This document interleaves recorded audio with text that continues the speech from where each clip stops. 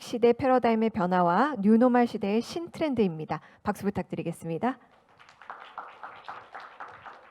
네, 안녕하십니까? 서울대학교경영대학에서 경영전략과 국제경영 강의하는 송재훈 교수입니다.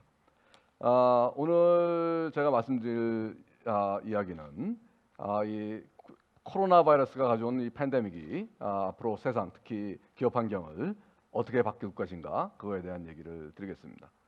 저는 이제 크게 5대 변화로 해가지고 얘기를 해왔는데요. 근데 오늘 뭐 다 시간이 짧기 때문에 다 얘기할 수는 없고 그 중에서 오늘 주제와 관련되어 있는 디지털 대전환의 이슈, 그리고 또 제가 전공하고 있는 분야이기도 한 글로벌 가치 사슬의 대격변, 이 두 가지만 초점을 맞춰서 이야기를 하도록 하겠습니다. 먼저 말씀드릴 것은 이 변화들은 사실은 코로나 이전부터 시작했습니다. 하지만 이 코로나로 인한 팬데믹이 이 변화의 속도를 굉장히 가속도를 낼 것이다. 그래서 근본적인 구조 변화를 가져올 것이다 하는 점을 말씀을 드리고요. 디지털 대전환은 뭐 그 앞에 분들도 많이 얘기하셨기 때문에 짧게만 얘기 드리겠습니다. 맥킨지의 CEO는 이렇게 얘기하죠. 우리가 10년에 걸쳐서 일어날 거라고 생각했던 변화가 단 3, 4개월 만에 왔다. 이번 코로나로 인해서. 뭐 예를 들어서 본다면 우리나라의 소비, 온라인 유통. 여러분도 요즘 온라인으로 소비 많이 하시죠? 사실은 작년에 우리나라 온라인 소비 비중은 한 30%였는데요. 베인앤컴퍼니의 예측은 2030년이 되면 온라인이 70%가 된다. 온라인과 오프라인의 비중이 역전되는 거죠. 이런 변화는 또 뭘 가져올까요? 당연히 비즈니스 모델의 변화를 가져옵니다. 온라인으로 간다는 것은 모든 것이 데이터로 가고 데이터 기반의 비즈니스 모델 혁신이 일어난다는 얘기고요. 또 이 데이터 기반으로 간다는 얘기는 바로 4차 산업혁명이 가속화된다는 얘기이기도 합니다. 그래서 이런 큰 변화가 이제 본격화될 것이고요. 앞에서도 많이 강조하셨지만 업무 방식의 디지털화 당연히 진전되고 있습니다. 이런 업무 방식의 디지털화는 고용 시장의 변화도 촉발할 것입니다. 뭐 재택근무에도 아무 문제가 없고 이러다 보니까 그러면 왜 도대체 풀타임으로 다 고용해야 되지? 예를 들어서 우리나라에 보면 경력 단절녀들 굉장히 우수한 분들도 많이 계시는데 이런 분들 파타임으로 고용하면 안 될까? 또 미국 기업 같으면요, 영어 잘하는 사람들 인도나 이런 데 많이 있는데 왜 미국 본사에다 고용해야 되지? 인도나 필리핀에 영어 잘하는 아주 일류대 출신을 고용해도 아무 문제가 없는데 재택으로 가는데, 소위 비즈니스 프로세스 아웃소싱이라고 그러는데요, 활성화될 수밖에 없습니다. 또 이러다 보면 이 부동산 시장에도 영향을 주겠죠. 왜 오피스 빌딩 이렇게 큰 오피스 빌딩 가지고 있어야 되지? 그죠? 또 일주일에 2, 3일만 회사에 와도 된다면 굳이 왜 도심에 비싼 아파트 살아야 되지? 하는 이야기들이 나올 수밖에 없죠. 특히 한국보다는 미국이 그럴 겁니다. 미국은 기본적으로 아웃풋 컨트롤하기 때문에 예를 들어서 재택근무를 했는데 일을 열심히 안 한다?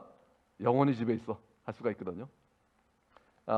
그렇기 때문에 한국은 아마 이 노동시장의 경직성이 심하기 때문에 상당 부분 돌아올 겁니다. 코로나가 끝나면. 하지만 미국은 우리보다 훨씬 안 돌아올 것이다. 그래서 더 근본적인 변화가 일어날 것이고요. 당연히 비즈니스 여행 감소, 호텔 수요 축소, 뭐 다양한 일들이 일어날 것인데요. 결국은 이 모든 것은 4차 산업혁명 시대가 우리한테 더 빠르게 올 수밖에 없다. 그러면 어떤 기업에 대한 함의가 있을까요? 아까도 얘기했지만 4차 산업혁명 시대는 기업의 비즈니스 모델을 다 바꿔놓을 것입니다. 이제 뭐 IoT, 사물 인터넷까지 더 확산이 되기 시작하면 데이터가 훨씬 더 폭발적으로 모이게 될 거고요.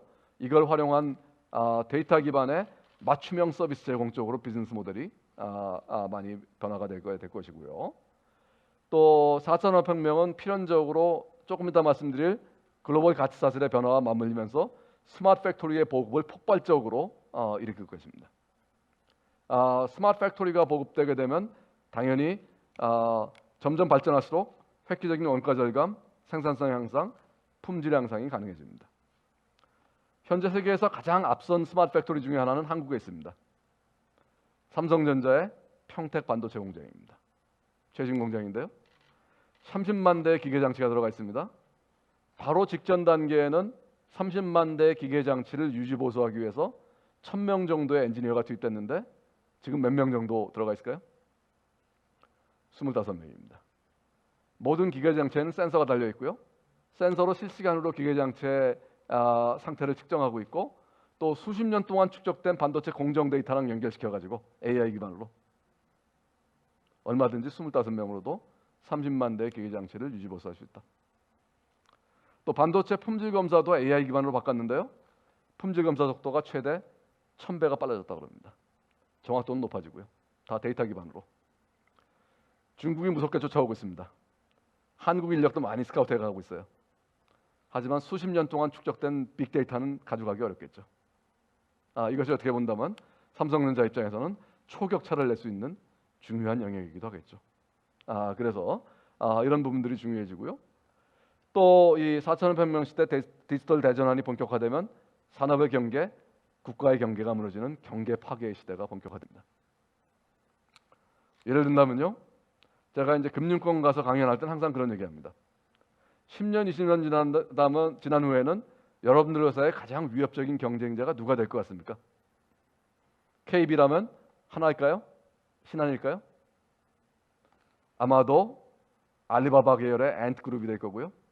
아마존이 될 거고 페이스북이 될 가능성이 높습니다. 또는 네이버나 카카오가 될 겁니다.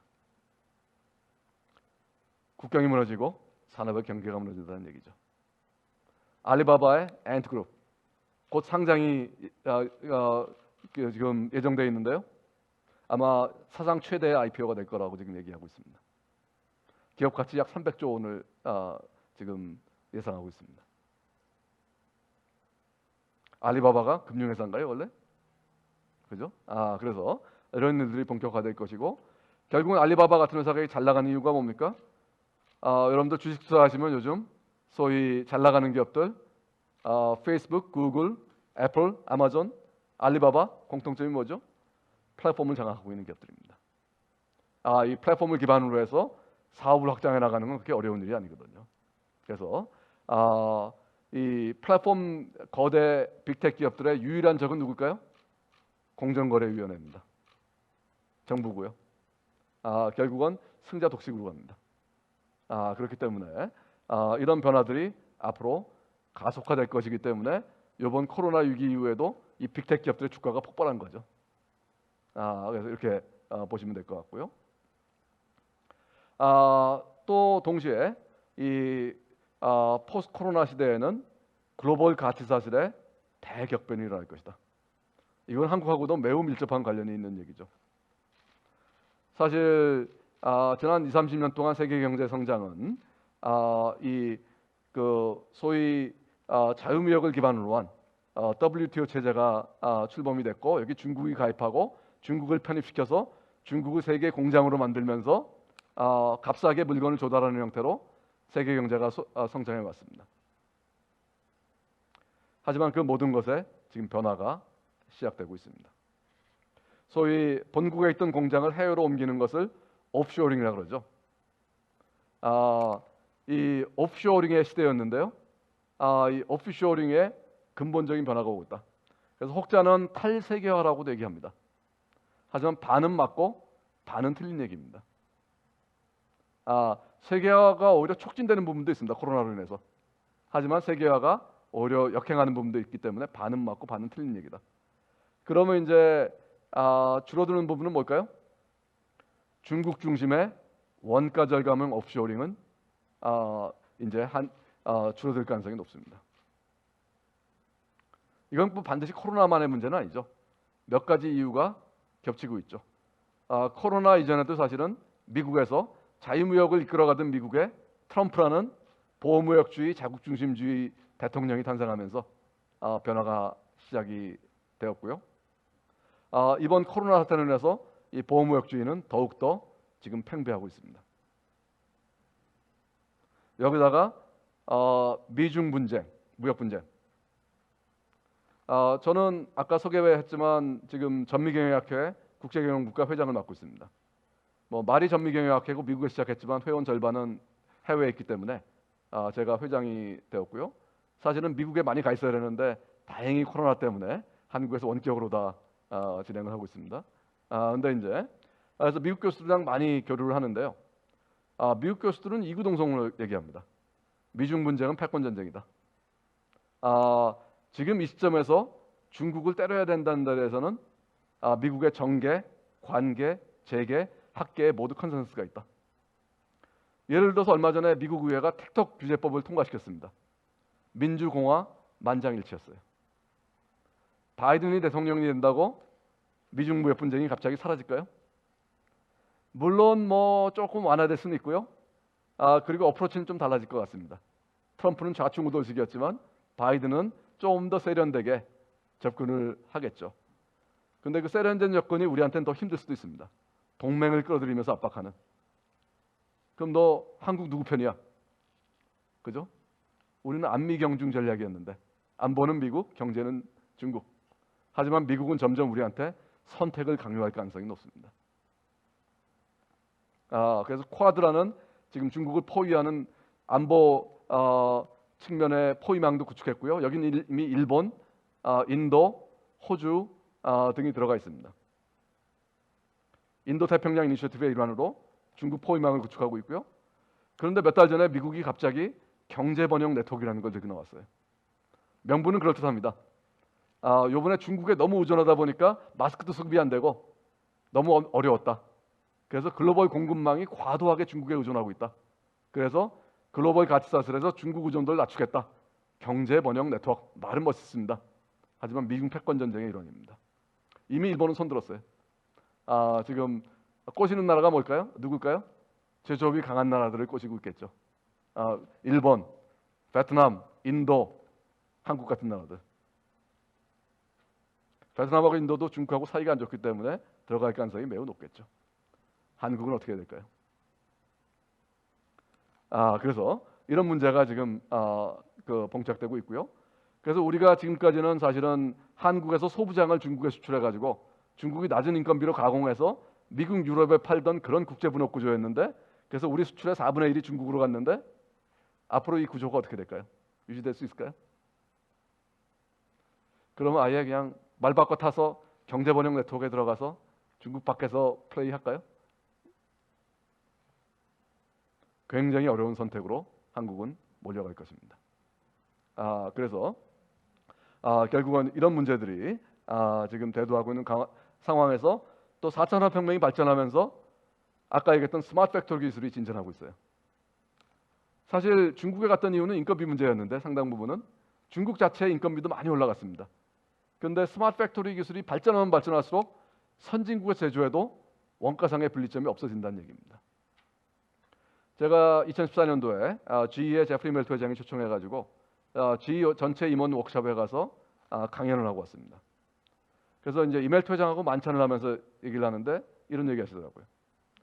GE는 2013년도에 중국에 지었던 가정공장, 미국 시장을 겨냥한 가정공장을 다시 미국으로 되돌렸고 앞으로 짓는 미국 시장을 겨냥한 공장은 미국에 짓겠다. 아시아를 겨냥한 공장, 중국을 겨냥한 공장이라면 여전히 중국에 짓겠지만 과거엔 미국 시장을 겨냥한 공장도 다 중국에 지었거든요. 그래서 제가 여쭤봤습니다. 왜 전략이 바뀌었습니까? 했더니 세 가지 이유를 들더라고요. 첫째, 중국에서 제조하는 제조 비용이 많이 올라갔다. 실제로 이멜트 회장 말씀에 의하면 중국 제조 비용이 미국 제조 비용의 80-90% 수준까지 올라갔다. 6년 전 얘기입니다. 그래서 제가 얘기했습니다. 그래도 10에서 20%의 갭은 있지 않습니까? 했더니 이멜트 회장이 이렇게 얘기하더라고요. 일단 2010년부터 오바마 행정부가 제조업이 너무 외국으로 갔다. 그래서 글로벌 금융위기 때 미국 경제에 안전판이 없었다 하는 반성하에 2010년부터 리쇼어링 이니셔티브, 제조업을 다시 미국으로 되돌리는 유턴을 촉진시키는 각종 혜택을 주면서 리쇼어링 이니셔티브를 시작했는데 그 혜택을 받아서 상당 부분 메꿀 수 있다. 나머지 갭을. 플러스 GE가 바로 스마트 팩토리 기술을 선도하는 회사였거든요. 그래서 스마트 팩토리를 구축함으로써 나머지 갭을 또 메꿀 수 있다. 그런데 제조업을 미국으로 되돌리니까 장점도 있더라. 고객 바로 옆에 있으니까 고객한테 훨씬 더 맞춤형 서비스를 신속하게 제공할 수 있는 장점도 있고 또 R&D와 제조를 결합시킴으로써 훨씬 더 신제품 개발 속도 같은 걸 빠르게 하는 이점도 있다. 그래서 2010년에는 미국으로 되돌아온 해외에 있다가 되돌아온 공장이 10개였는데요. 2018년도에 몇 개 공장이 돌아왔을까요? 미국으로 무려 886개 공장이 돌아왔습니다. 이 돌아온 유통 공장이 미국 2018년도 제조업 신규 고용 창출의 55%를 담당했어요. 일본도 마찬가지입니다. 아베노믹스의 핵심 중에 하나가 강력한 유턴 정책이었거든요. 기업 규제를 개혁하고 기업이 돌아오는데 강력한 인센티브를 주면서 일본도 한 해에 한 700개 공장이 돌아왔어요. 그래서 미국과 일본은 거의 다 완전 고용으로 가버렸어요. 바로 유턴이 활발히 일어나면서. 부러워 죽겠습니다. 우리 제조업체는 떠날 생각만 하는데. 그래서 바로 이런 리쇼어링 트렌드가 이미 코로나 이전에도 있었는데 점점 더 가속화될 수밖에 없다 지금. 그래서 리쇼어링이 강화되고 원가 절감형 오프쇼링은 퇴조합니다. 상당 부분. 또 원가 절감형 오프쇼링을 계속 해야 된다면 어디로 갈까요? 중국은 너무 비싸졌어요. 중국 기업도 요즘 어디 갈까요? 베트남 가고 있습니다. 그래서 이 베트남이나 인도 같은 그런 나라가 중국의 대안으로 떠오르고 있다. 그래서 차이나 플러스 원 전략입니다. 이미 일본은 다오이 영유권 분쟁 때 이걸 했고요. 2010년대 초반에 한국은 사드 분쟁으로 베트남으로 많이 옮겨갔죠. 그런데 서구 기업들은 중국의 의존도가 높았는데 왜냐하면 중국은 시장으로서도 매우 중요해졌으니까. 중국의 제조 거점을 유지해야 될 인센티브가 여전히 큽니다. 시장으로서도. 하지만 지금 대표적인 회사가 애플이었는데 애플은 이 코로나 때를 맞으면서 에어팟 공장을 지금 베트남으로 옮기고 있고요. 일정 부분. 또 아이폰 공장은 인도로 옮기기 시작했습니다. 일정 부분은. 대부분 과거에 중국에서 만들었는데 애플은. 소위 차이나 플러스 원, 차이나 플러스 투로 가기 시작했다는 얘기죠. 그런데 오프쇼링에서 우리가 주목해야 되는 것은 시장 접근형 오프쇼링은 앞으로 강화될 것이다. 무슨 얘기일까요? 선진국의 공장 만드는 건 강화될 수밖에 없다. 한국 기업도 선진국 보호무역주의가 팽배한 상황에서 선진국 시장 공략하려면 미국 시장 공략하려면 미국의 공장 만들어야 되고 유럽 시장 공략하려면 유럽에 안 만들 수가 없어요. 그런데 스마트 팩토리도 구축하면 크게 문제가 없습니다. 그렇기 때문에 오프쇼링이 다 퇴조한다는 것은 잘못된 얘기고요. 시장 접근형 오프쇼링으로 강화될 가능성이 높고 원가 절감형 오프쇼링이 특히 중국 중심의 원가 절감형 오프쇼링이 퇴조한다는 얘기입니다. 이건 뭘 가져올까요? 대륙간 무역의 퇴조를 가져올 겁니다. 상당 부분. 아시아에서 만들어서 미국, 유럽으로 가져가는 대륙간 무역이 이미 둔화되기 시작했어요. 이건 해운 산업 어떻게 하나? 조선 산업도 영향을 받겠네. 부산항은 어떻게 하지? 이런 얘기가 나올 수밖에 없죠. 대륙 내 무역은 늘어날 가능성도 있습니다. 동유럽에서 만들어서 서유럽으로 가져가고 멕시코에서 만들어서 미국으로 가져가고 하지만 아시아에서 만들어서 미국, 북미, 유럽으로 가져가는 대륙간 무역은 앞으로 줄어들 가능성이 높습니다. 또한 이건 제조업의 얘기고요. 이 서비스업은 어떨까요? 저도 요즘 강의를 다 줌으로 하고 있습니다. 이 IT 기반의 서비스업의 글로벌화는 오히려 확산되고 있습니다. 그래서 탈글로벌화라는 얘기가 반은 맞고 반은 틀리다는 얘기가 그런 얘기입니다.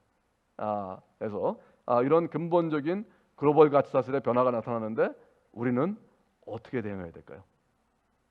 이것이 지금 한국이 고민해야 될 매우 중요한 이슈라고 보고 있습니다. 왜냐하면 우리는 대무역 의존도가 높았고 또한 특히 중국 중심의 글로벌 공급망에 굉장히 중시해서 활용해 왔는데 이것이 앞으로 계속 쓰기 어렵다면 우리는 어떻게 해야 될까요? 하는 이슈. 또 안미 경중 전략을 더 이상 쓰기 어렵다면 우리는 어떤 선택을 해야 될까요? 이런 아주 어려운 선택의 지금 상황으로 몰려들 가능성이 매우 높아졌다라고 얘기할 수 있고요. 마지막으로 이 코로나 때는 저는 이렇게 봅니다. 2020년대는 세계 경제에 잃어버린 10년이 될 것이다.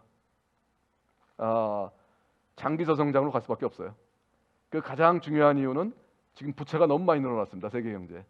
개인이 됐던 기업이 됐던 국가가 됐던. 개인은 부채가 이렇게 많으면 지금 원리금 상환 유예됐으니까 괜찮은데 언젠가 갚아야 되거든요. 개인은 부채가 이렇게 많으면 소비를 줄일 거고요. 기업은 투자를 줄일 것이고 정부는 재정 지출을 줄입니다. 그래서 지금은 위기를 극복해야 되니까 너나 할 것 없이 돈 다 유예시켜주고 정부는 무제한 돈 폭탄을 쏟아놓고 있는데 지속 가능하지 않고요. 언젠가는 부메랑이 올 것이다. 그래서 소위 팬데믹이 아니라 팬데트믹스다. 부채가 너무 커져가지고 나중에 감당할 수 없는 수준까지 가는. 그래서 2020년대는 안타깝지만 세계 경제에 잃어버린 10년이 될 가능성, 또 다른 경제 위기에 직면할 가능성이 저는 매우 높아졌다고 개인적으로는 생각하고 있습니다. 그래서 주식 투자하시면 적정한 시기에 빠져나오십시오. 일단은 유동성이 엄청 투자되니까 아마 더 올라갈 가능성이 매우 높지만 언젠가는 끝이 별로 아름답지는 못할 것 같다라고 생각을 합니다. 네, 여기까지 하겠습니다.